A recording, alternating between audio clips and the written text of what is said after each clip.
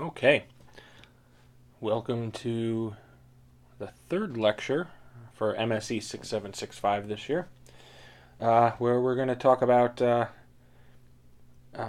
atomistic ideas behind elasticity of solids and some continuum theory of elasticity concepts. So, let's start. This is the first time that we're actually invoking materials. So the first part was all mathematics overview. What is a tensor? How do we transform tensors? The second part was definitions of stress and definitions of strain. And we basically said stress is the forces that is acting on the body, how that is resolved at specific points on specific planes in your body. And we said strain was the material response, the deformation. Right? And we talked about strain strictly in terms of kinematics. There was no linking stress to strain. So now, for the rest of this class, we're going to link those two things together. And the way we do it is through constitutive theory. And these are mathematical models of how the materials behave under the external forces and fields. So it's a relationship between what we're applying to our body and the material response at each point. And constitutive theories can be for mechanical loading, magnetic, electric, thermal, etc., etc. The reason we need them is our fundamental balance laws, right? Our laws of thermodynamics, conservation of energy and momentum. They're not sufficient to fully specify the response of the material. So we have too many unknowns and not enough equations to solve for everything we need to know. So we need experimental observations with our understanding of the fundamental physics to come up with essentially additional equations that we can use to fill out our unknowns. And there's a couple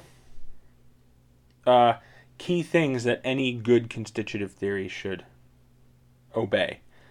Right? And the first is material frame indifference. Right? All as this says is we want our constitutive laws to be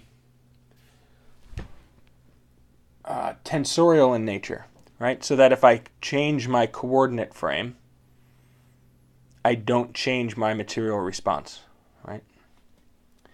The other is material symmetry considerations, right? It should obey, my material response should always obey the symmetry of the material.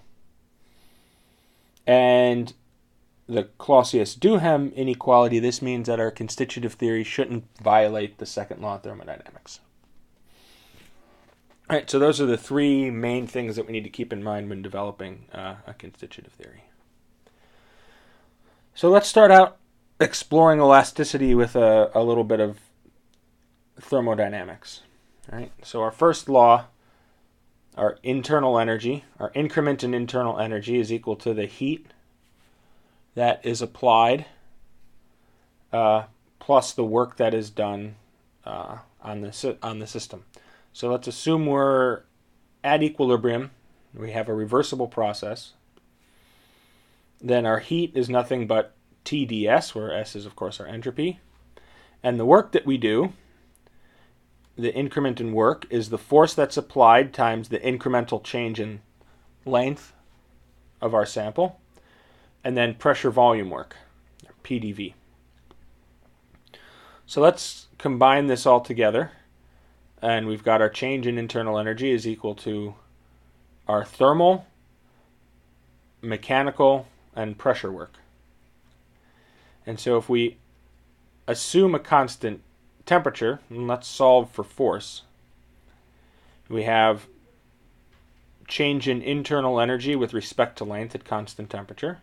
the temperature times the change in entropy at constant length, or change in entropy with respect to length at constant temperature, and our pressure times our change in volume with respect to change in length at constant temperature. Okay, so let's think about what we have here, right? This change in internal energy and this change in entropy. So if we have a crystalline solid,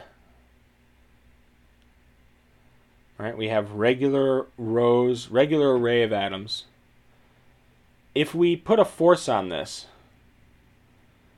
we're not changing any configuration, but we're stretching the bonds. Right? So that means our internal energy is going to increase with our strain, with our force that we're applying. But our entropy should be pretty constant for an ideal crystal.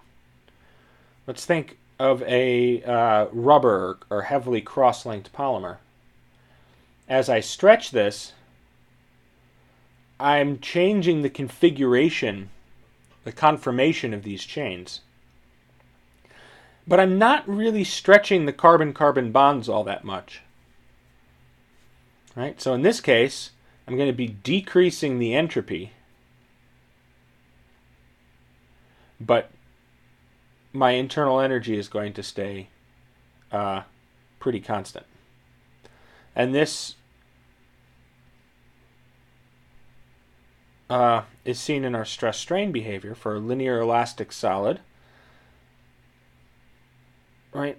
We increase our stress, we get a linear response of strain, and we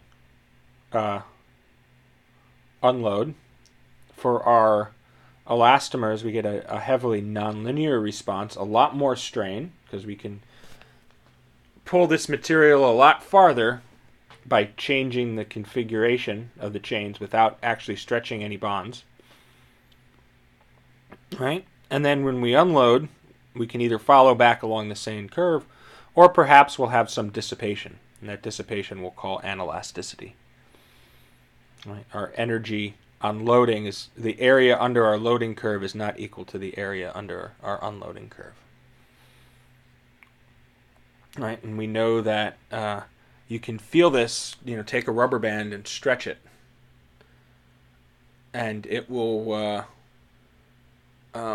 feel cold to the touch, right? So we're changing our entropy. Let it back, and it will get warm again. And the amount that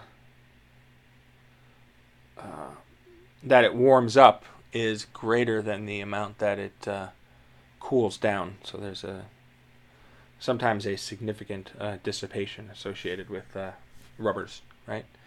Rubbers that damp versus rubber balls that bounce and bounce forever.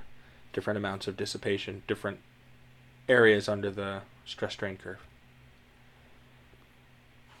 And this is basically the same thing I said. Our change in entropy for a crystalline material is 0. Our change in internal energy for our elastomer or rubber is going to be 0. Right.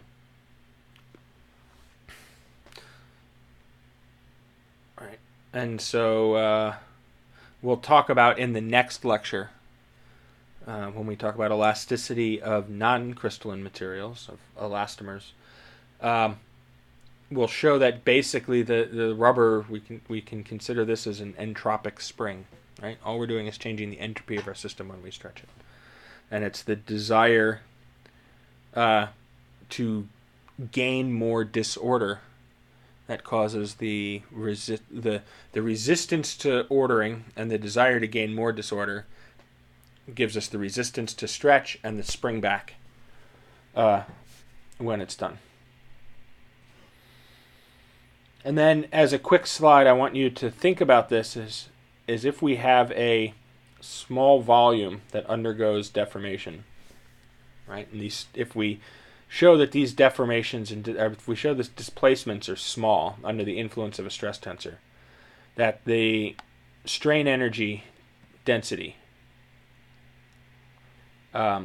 is going to be 1/2 the contraction of stress and strain. Right? So think about this. We'll talk about this a little bit in class and work this out. So that's the end for the first part. And